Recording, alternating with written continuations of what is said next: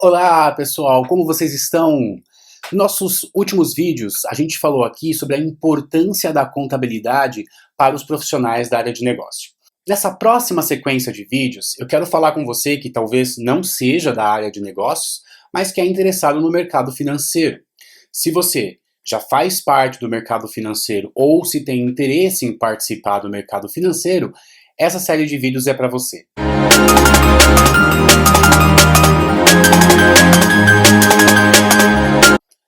Há até bem pouco tempo atrás, no ano de 2002, a quantidade de investidores na Bolsa de Valores era de aproximadamente 85 mil pessoas. Agora, em 2020, esse número é de aproximadamente 2.824.000 pessoas. Para que a gente possa fazer uma compra de uma ação, existem várias formas de avaliar qual é a melhor ação para a gente comprar. Basicamente, existem duas análises, dois tipos de análise que os analistas ou os investidores costumam fazer: a análise técnica e a análise fundamentalista. Então a gente vai tratar aqui das principais demonstrações contábeis, que são o balanço patrimonial e a demonstração de resultados, e vamos tratar também dos indicadores fundamentalistas, como o ROI, o LPA, o VPA, que são indicadores extremamente importantes para a escolha correta de uma ação. Vamos começar entendendo, então, como é que funciona um balanço patrimonial. Um balanço patrimonial é como se ele fosse uma foto de uma certa empresa em uma determinada data.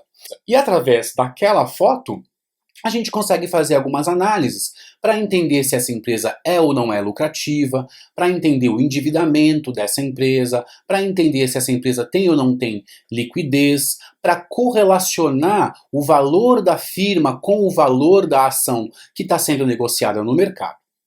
Para isso, a gente precisa entender o funcionamento do balanço patrimonial. Vamos dar uma olhada aqui, ó.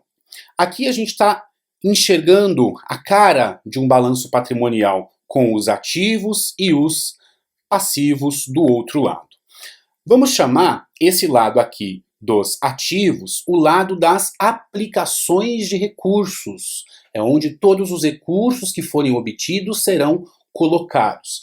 E o lado aqui do passivo, nós vamos chamar o lado das origens dos recursos. É desse lado aí do balanço que vão se originar todos os recursos que a empresa vai precisar para suas operações. Vamos entender esse conceito de circulante aqui, ó, ativo circulante, passivo circulante. Então, o ativo circulante são todos aqueles bens ou direitos que a empresa possui e que ela espera realizar no prazo máximo de 1 ano. Assim como o passivo circulante são todas as obrigações, todas as dívidas que a empresa possui e que ela espera liquidar no prazo de até 1 ano. Já o ativo não circulante são aqueles bens e direitos que a empresa espera receber ou espera realizar num período superior a 1 ano. Assim como o passivo não circulante são aquelas dívidas e obrigações que a empresa espera pagar, espera liquidar num prazo maior do que 1 ano. Já o patrimônio líquido é a diferença entre o ativo circulante e não circulante e o passivo circulante e não circulante. Vamos explicar isso melhor. Vamos imaginar que você comprou uma casa e você pagou por esta casa 300 mil reais, mas você financiou esta casa. Você deu uma entrada de 100 mil, por exemplo, e financiou o restante da casa. Então, esta casa de 300 mil reais é um patrimônio que você possui, é um bem, então seria um ativo para você. No entanto, você tem o financiamento dessa casa de 200 mil. Então, qual é o seu patrimônio afinal? O seu patrimônio é de apenas 100 mil, porque você tem a casa de 300, mas possui a dívida de 200. Então, o que te sobra é o patrimônio líquido de 100 mil. Vamos entender isso aqui, ó, simulando as operações aqui em um balanço patrimonial. Suponha que alguns investidores decidam abrir um certo negócio e colocar numa empresa um capital de 1 milhão de reais. Então o que nós vamos colocar aqui no nosso balanço? Nós temos um capital social, o dinheiro vindo dos sócios, no valor de 1 milhão de reais. Esses sócios colocaram o dinheiro, no nosso exemplo aqui, todo no caixa da empresa. Então, o que nós temos aqui também? Nós temos agora uma empresa que tem um capital social de 1 milhão e esse dinheiro está todo aplicado no caixa. Então, a origem do recurso foi o capital social e a aplicação do recurso foi o caixa. Percebam que os números aqui, o total do ativo e o total do passivo, estão iguais. Exatamente por isso que a gente chama de balanço patrimonial. O balanço patrimonial sempre vai ter os dois valores, tanto do lado do ativo quanto do lado do passivo, iguais, balanceados. Bom, agora vamos imaginar que a gente fez uma outra operação aqui. Vamos supor que a gente decidiu comprar 500 mil reais de estoque. Então, o que essa empresa tem agora? Ela tem bens no valor de 500 mil reais. Vamos supor que ela decidiu comprar esses estoques negociando com um fornecedor para um pagamento a prazo. Fiz uma dívida também com o meu fornecedor, que eu vou registrar aqui como um passivo. Então, o nosso balanço continua batendo, porque toda aplicação tem uma origem, e toda origem tem uma aplicação, e o balanço sempre continua batendo dos dois lados. Vamos brincar mais um pouco aqui. Vamos supor que agora a empresa precisou comprar ativos imobilizados, comprou maquinário, comprou computadores, comprou mesa para o pessoal trabalhar. Vamos imaginar que ela tenha comprado 1 milhão e 200 mil reais de imobilizados. O que ela fez no nosso exemplo aqui para poder comprar esses imobilizados? Ela fez um empréstimo no banco. Vamos supor que esses 1 milhão e 200 em ativos imobilizados, a empresa tenha negociado com um certo banco que ela pagaria 300 mil desse valor neste ano, dentro dos próximos 12 meses, e todo o restante, 900 mil, a empresa tenha negociado o pagamento para anos subsequentes depois de 12 meses. Vamos observando aí que o nosso balanço continua batendo. Bom, esse é o balanço patrimonial. O balanço patrimonial é uma demonstração relativamente simples, né? Então, de um lado, a gente tem todos os bens, todos os direitos da empresa. Do outro lado, a gente tem todas as dívidas, todas as obrigações da empresa com terceiros, com bancos, fornecedores, funcionários, governos, e também com os próprios sócios na forma do patrimônio líquido. Agora, uma segunda demonstração muito importante é a demonstração de resultados. Enquanto que o balanço patrimonial é como uma foto da empresa, num período, num dia específico, a demonstração de resultados não é exatamente uma foto. Ela está mais parecida para um filme, porque ela relata o que aconteceu durante um certo período acumuladamente. Então, se eu estiver falando de um ano específico, enquanto o meu balanço está mostrando o que tinha de estoque no dia 31 de dezembro, a demonstração de resultados vai me mostrar o que eu vendi ao longo do ano até o dia 31 de dezembro. O que eu gastei com salário, por exemplo, ao longo do ano até o dia 31 de dezembro. Vamos imaginar que essa empresa tenha feito aí uma venda. Vamos supor que ela fez uma venda de 600 mil reais. E essa venda, vamos simular que ela tenha sido feita a prazo. Então agora eu tenho essa receita. Como eu fiz essa venda a prazo, o que eu tenho também? Eu tenho contas a receber. Para a gente poder ter feito aqui essa venda, para a gente poder ter vendido alguma coisa, algum produto, a gente tem que ter consumido parte daquele nosso estoque que a gente comprou inicialmente. Então vamos supor que a gente tenha vendido metade desse estoque que nós compramos inicialmente. Então nós tínhamos um estoque de 500 mil e nós vendemos a metade dele, metade desses 500 mil. Então 250 mil. Tudo bem.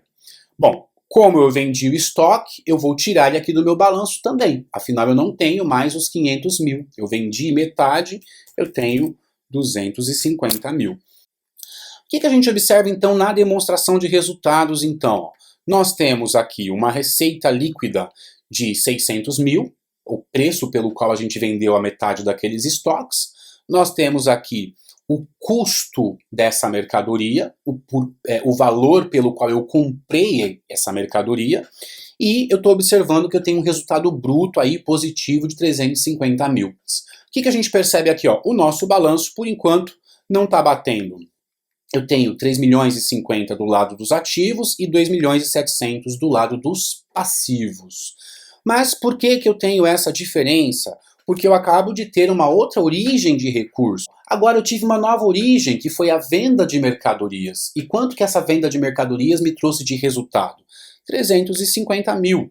Então, agora o meu balanço volta a bater.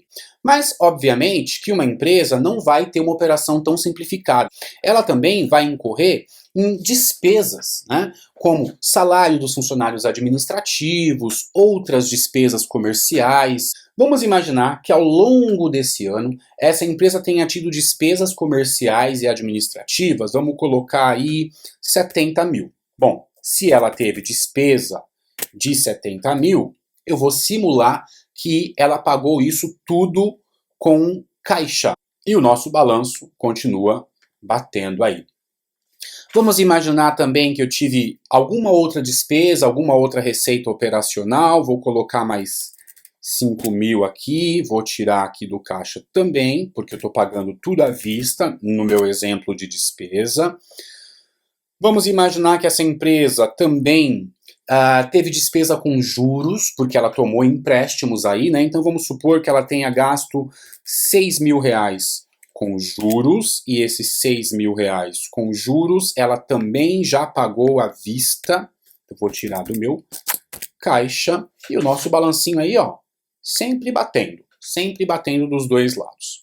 Vamos supor que também parte desse dinheiro que estava em caixa estava aplicado num banco e rendeu aí, vamos imaginar que tenha rendido R$ 1.000 como receita financeira, né? Juros de aplicação financeira. Então eu vou devolver, nesse caso, como é uma receita financeira, eu vou devolver os R$ 1.000 aqui para minha conta bancária, para as minhas disponibilidades. E por fim, eu tenho aqui os tributos sobre o lucro. Vamos simular aqui, vamos fazer uma alíquota básica de 34%, a conta não é tão simples, mas vamos usar uma alíquota básica de 34%. Deu 91.800 de imposto de renda e contribuição social a pagar. Vamos supor que eu ainda não paguei, eu vou provisionar esses dois tributos como uma dívida. Ó. Percebam que quando eu fiz as despesas, todas elas eu tirei do caixa, supondo que eu já tinha pago essas despesas todas. Agora eu estou colocando que esses tributos eu não paguei ainda. Então, se eu devo esses tributos, mas não paguei ainda, eu tenho um passivo, eu tenho uma dívida, uma obrigação. Vou colocar aqui do outro lado essa minha obrigação. Então, agora vamos imaginar que o nosso ano terminou. Então eu tenho, durante o ano, eu fiz vendas de 600 mil. Esta mercadoria que eu vendi me custou 250 mil, me sobrou 350 mil de resultado bruto. Daí eu gastei ainda mais 75 mil com outras despesas, tirei do meu caixa, paguei à vista, gastei mais 6 mil pagamento de juros para o banco, ganhei mais R$ 1.000 porque parte do meu dinheiro estava aplicado, provisionei a parte do governo. Eu coloquei aqui, então, na DRE, que eu tenho despesa com tributo sobre lucros, e coloquei aqui no balanço que eu tenho essa dívida com o governo. Então agora eu tenho um ativo total de 2.970.000, um passivo total de 2.970.000, e essa empresa gerou um lucro aí de 178.200. Isso é o básico para a gente poder entender a relação entre o balanço patrimonial e a demonstração de resultados, além das outras demonstrações contábeis que são muito importantes também, mas essas duas são as mais básicas e as mais essenciais. Agora, o que é interessante aqui para o nosso tema? Quando a gente está falando de utilizar a contabilidade para tomar decisões sobre a compra de ações no mercado financeiro, o que nos interessa são esses indicadores que estão aqui ao lado. A gente pode perceber que conforme eu fui mexendo com as operações, esses indicadores foram mudando. Vamos supor, por exemplo, que a venda tenha sido maior. Eu tenha não feito uma venda de 600, mas uma venda de 700, por exemplo. Observem que os indicadores, eles mudam aqui, ó. Conforme a venda muda, o lucro muda. Se o lucro muda, o meu patrimônio líquido muda. E aí esses indicadores mudam também, acompanham essa mudança.